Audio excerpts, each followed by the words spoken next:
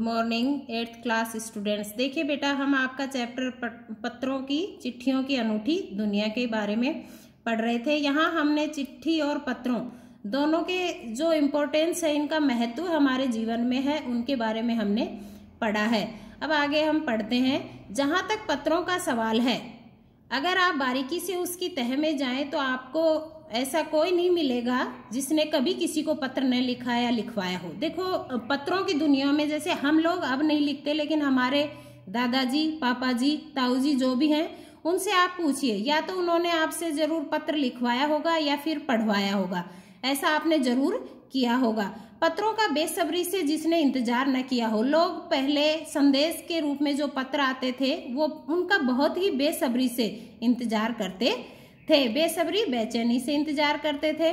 हमारे सैनिक तो पत्रों को जिस उत्सुकता से इंतजार करते थे उसकी कोई मिसाल नहीं है। मिसाल उदाहरण, हमारे सैनिक जो बॉर्डर पे हमारे देश की सुरक्षा करते हैं, वहां पे जॉब करते हैं, वो पत्रों से ही उनके घर से संपर्क होता था।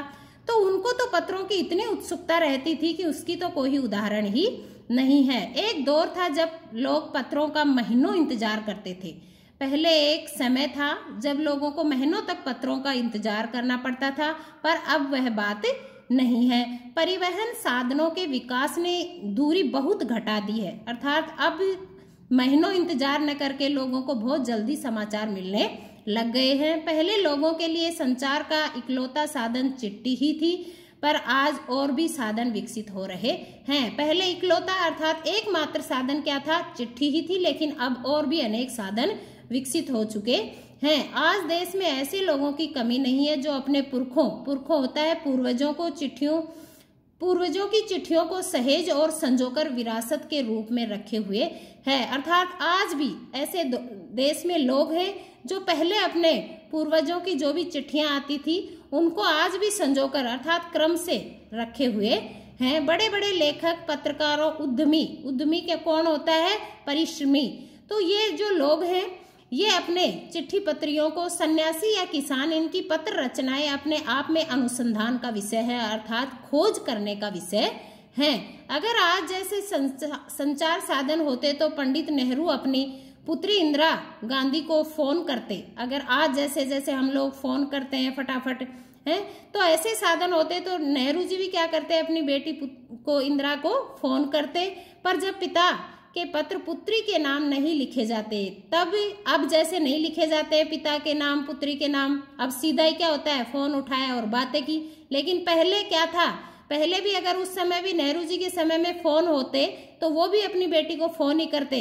वो अपने पिता, अपने पुत्री के नाम कभी भी पत्र नहीं लिखे जाते। देश के करोड़ों लोगों को प्रेरणा देते वो पत्र जो पहले के जमाने में लिखा जाते थे, वो करोड़ों लोगों को एक प्रेरणा देते थे।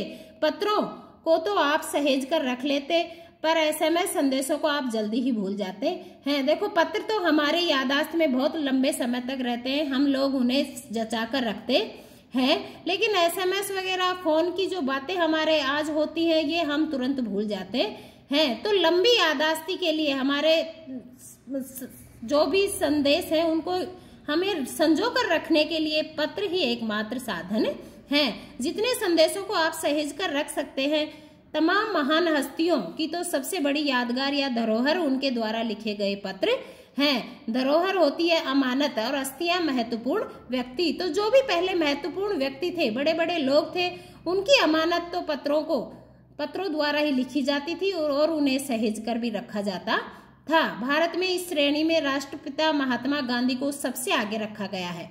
पत्रों के मामले में वो अपने हाथ से पत्र लिखते भी थे और जिनके भी पत्र उनके पास आते थे उन्हें संजोकर वो रखते भी थे। दुनिया के तमाम संग्रहालय जानी मानी हस्तियों के पत्रों का अनूठा संकलन भी है।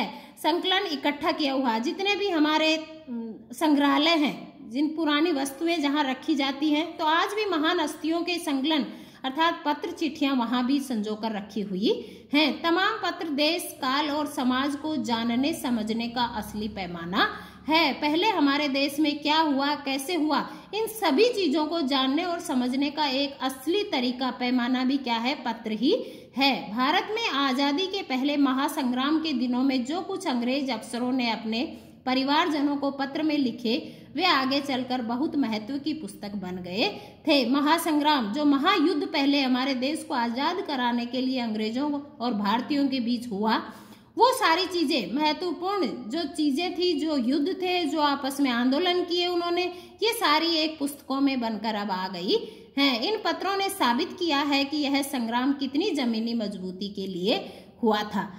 तो इन पत्रों के द्वारा ही ये सारी चीजें हमें पता चली है और हम इससे वाकिफ हो पाए हैं। बेटा आज के लिए आपका ये इतना ही चैप्टर है। आप लोगों को चैप्टर रीड करना है और जितने भी ये डार्क शब्द दे रखे हैं इनके शब्दार्थ करने हैं। धन्यवाद।